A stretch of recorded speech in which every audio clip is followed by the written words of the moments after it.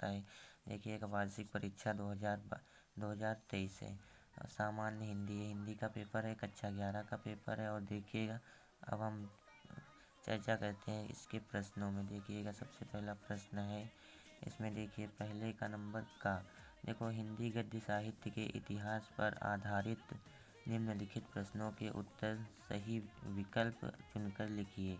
तो पहला इसमें है नंबर का, इसमें है भारतेंदु युग के लेखक हैं। भारतेंदु युग के लेखक कौन है? देखिएगा सबसे पहले है बालकृष्ण भट्ट, कन्हैयालाल मिश्र, प्रभाकर, और ये सरदार पूर्ण सिंह, डॉक्टर संपूर्णानंद। तो इसका सही विकल्प हो जाएगा ये बालकृष्ण भट्ट।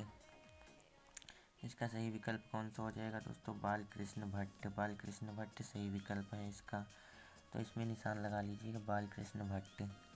और देखिएगा दोस्तों ये दूसरा क्वेश्चन है इसमें, हिंदी एकांकी के जनक माने जाते हैं। हिंदी एकांकी के जनक कौन है?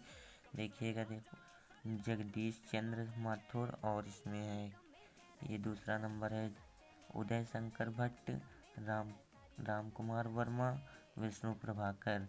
तो इसमें कौन माने जाते हैं? डॉक्टर राम कुमार वर्मा। एकांकी के जनक कौन है? डॉक्टर राम कुमार वर्मा। और तीसरा है इसमें गोरा बादल की कथा के लेखक हैं। गोरा बादल की कथा के लेखक हैं, देखो कवि गंगा, जटमल, और ये पंडित दौलत राम। और ये चौथा ऑप्शन है, आप सभी लोग देखिएगा ध्यान से, इसको पढ़िए। मैं भी ऐसे ही पढ़ के गया था पेपर दूसरे को वीडियो देखकर, तो मेरा भी बहुत फ़ायदा हुआ है, आप भी देखिएगा। देखो राम प्रसाद निरंजनी, आपका भी बहुत फ़ायदा होने वाला है इससे। देखिएगा गोरा बादल की कथा जटमल की कृति है। गोरा बादल की कथा किसकी कृति है? जटमल की कृति है। और तीसरा है इसमें, देखो घ नंबर, चिंतामणि के रचनाकार हैं। चिंतामणि के रचनाकार कौन है? प्रेमचंद, श्याम सुंदर दास, रामचंद्र शुक्ल, गुलाब राय। तो इसमें सही विकल्प हो जाएगा ऑप्शन नंबर 3, ये रामचंद्र शुक्ल। फिर सरस्वती पत्रिका के संपादक रहे हैं। इसमें करना है सरस्वती पत्रिका के संपादक हैं। तो इसमें सरस्वती पत्रिका के संपादक कौन है? देखिए डॉक्टर संपूर्णानंद, महावीर प्रसाद द्विवेदी, वासुदेव शरण अग्रवाल, श्याम सुंदर दास। तो इसमें ये सही ऑप्शन है आपका दूसरा number, option number 2, Mahavir Prasad Dwivedi. और देखिएगा क्वेश्चन नंबर दूसरे की ओर चलते हैं। अभी देखो, हिंदी काव्य साहित्य के इतिहास पर आधारित निम्नलिखित प्रश्नों के उत्तर सही विकल्प चुनकर लिखिए। सबसे पहला विकल्प है इसमें, देखो नंबर का में है आदिकाल का एक अन्य नाम है। आदिकाल के एक और अन्य कौन सा नाम है? देखो स्वर्ण युग, या फिर श्रृंगार काल, सिद्ध सामंत काल, और ये भक्ति काल। तो इसमें सही ऑप्शन है ये सिद्ध सामंत काल, यही ऑप्शन सही है। इसमें आप सभी लोग सही ऑप्शन का निशान लगा लीजिएगा, ठीक है। देखो फिर देखिए इसमें खा नंबर है, देखो अज्ञेय ने तारा सप्तक का प्रकाश वर्ष किया। अज्ञेय ने किस वर्ष में किया था? तो इसमें सही ऑप्शन है ऑप्शन नंबर 2, अज्ञेय ने तारा सप्तक का प्रकाश वर्ष किया तो 1943 ईस्वी में किया था। और देखिए अष्टछाप के कवियों का संबंध है भक्ति काल की, देखिए कौन सी शाखा से है? तो इसमें देखो ज्ञानश्री, प्रेमाश्री, राम भक्ति शाखा, और ये कृष्ण भक्ति शाखा। तो इसमें शायद इससे है, इसमें हमने निशान लगाया था ज्ञानश्री शाखा से। और आप सभी लोग इसको सही से देख लीजिए, कंफर्म कर लीजिएगा। हमको कंफर्म नहीं है, आप सभी लोग भी करके हमको कमेंट में बताना। देखो प्रकृति के सुकुमार कवि कहलाते हैं। इसमें हमने पंत, इसमें कौन सा ऑप्शन सही? इसमें है पंत। और देखिए रामचंद्रिका रचना है। रामचंद्रिका किसकी रचना है? ऑप्शन नंबर देखिएगा, ये पहला ऑप्शन है आपका केशव दास, फिर ये पद्माकर जी, और ये कौन है? चिंतामणि के रचनाकार चिंतामणि, और ये घनानंद। देखिएगा आप सभी लोग, देखिए इसमें कौन सा ऑप्शन सही है? केशव दास। आप सभी लोगों का ऑप्शन है इसमें केशव दास सही। रामचंद्रिका किसकी रचना है? केशव दास की रचना है।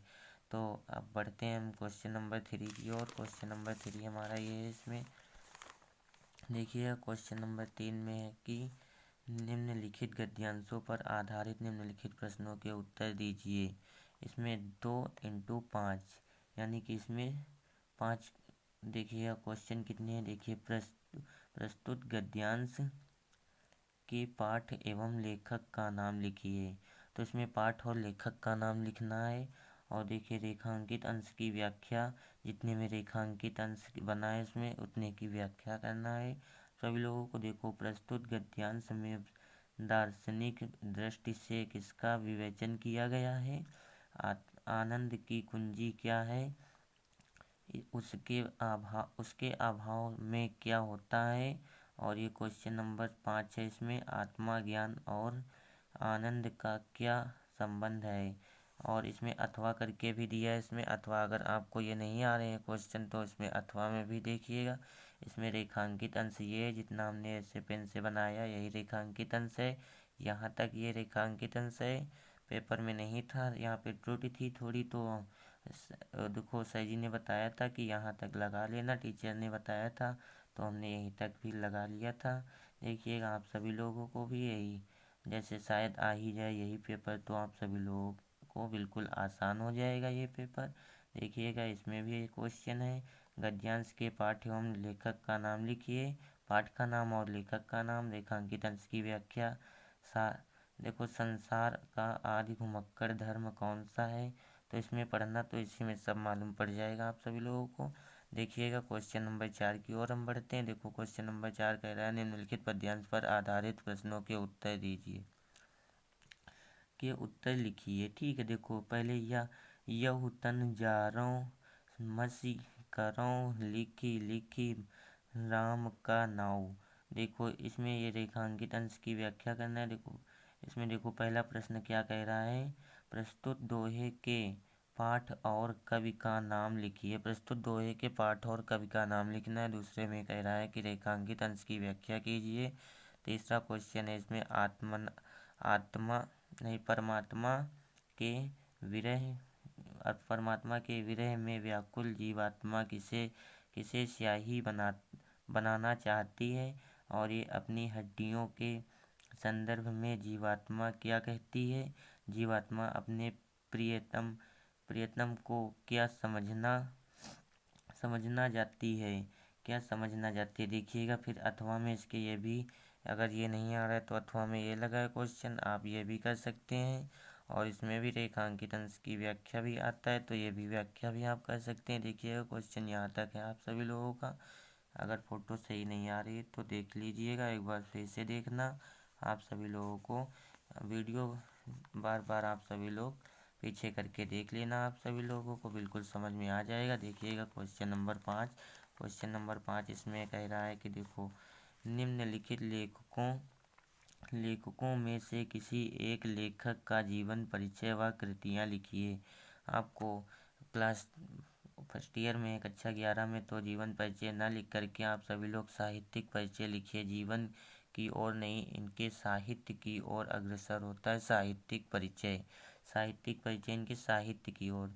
जीवन परिचय में क्या होता है कि जन्म मृत्यु लिखा जाता है, तो इसमें जन्म मृत्यु आप सभी लोग ना लिख करके आप सभी लोग सिर्फ साहित्य की ओर अग्रसर रहना है इनके जीवन परिचय में।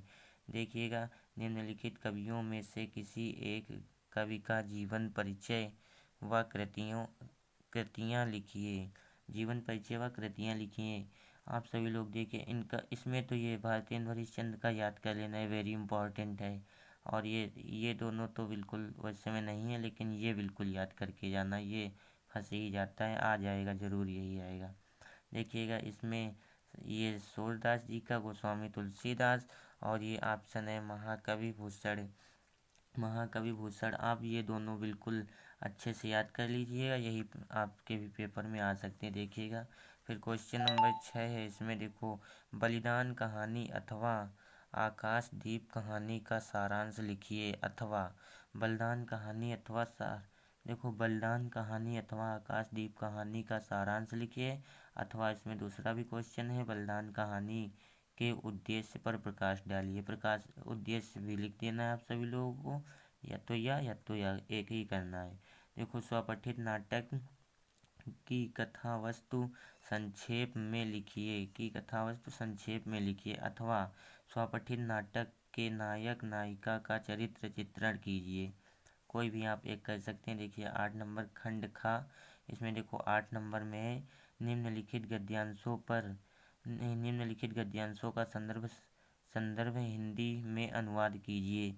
तो आप सभी लोग इसका अनुवाद कर सकते हैं या फिर इसका कर लेना, और अगर इसका नहीं आ रहा है तो आप सभी लोगों को इसका भी कर सकते हैं अनुवाद।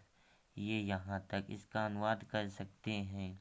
और देखिएगा नंबर खा नंबर में कह रहे हैं कि देखिए, दिए गए श्लोकों, ये श्लोक हैं, दिए गए श्लोकों में से किसी एक का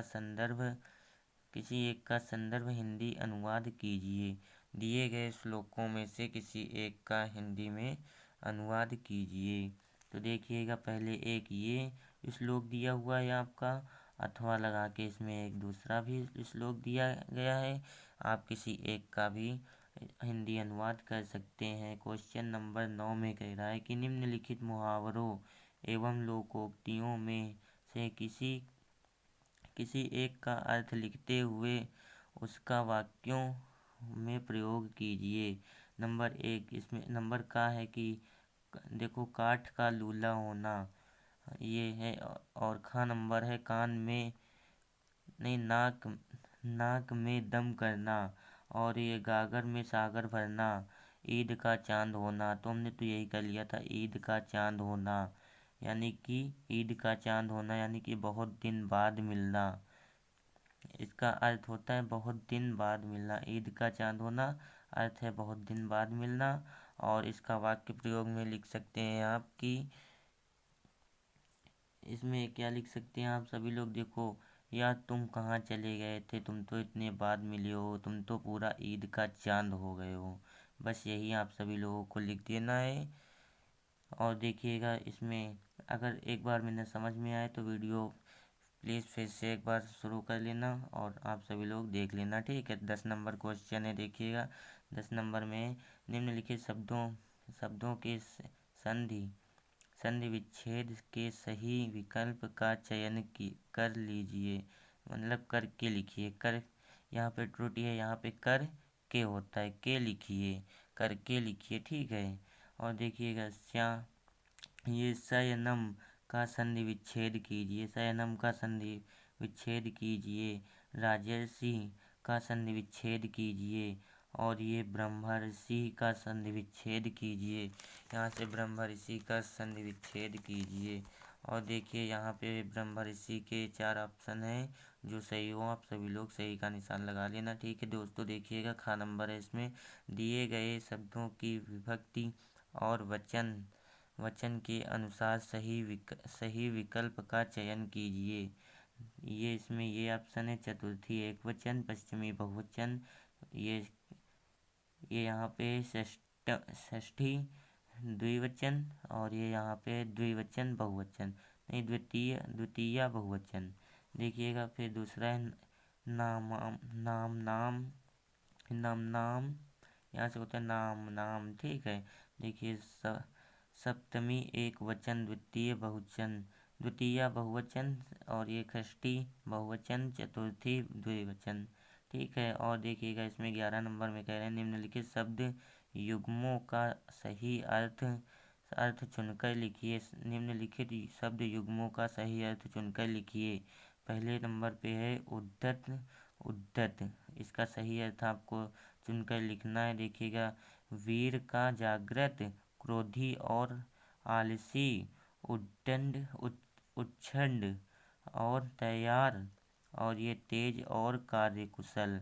और देखिएगा, तर्क, इसमें आप सभी लोगों को भी लिखना है। देखिएगा, दलील और गवार, बहस और मट्ठा, वार्ता और झगड़ा, और ये दलील और प्रमाण। और देखिएगा दोस्तों, खा नंबर में इसमें है कि, इसमें खा नंबर में क्या कह रहे हैं कि देखो, निम्नलिखित शब्दों के अनेकार्थी शब्द चुनकर लिखिए। निम्नलिखित शब्दों के अनेकार्थी शब्द चुनकर लिखना है। धर्मगुणा आवृत्ति किसके अनेकार्थी हैं? तो आप सभी लोगों को बताना है। देखो, गुण, दोष, सूत्र और गणित। देखिएगा, दूसरा है इसमें आवास,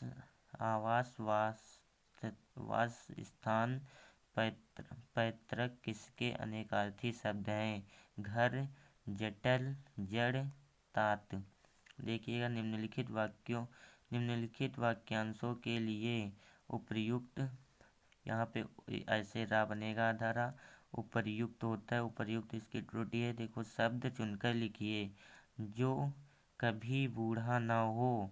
देखिए अमर, अजर, अगोचर और ये कोई नहीं। तो इसमें सही आपको ऑप्शन लगाना है। देखिएगा इसमें जिसने इंद्रियों को जीत लिया हो, तो हम जानते हैं इसका आंसर क्या होगा।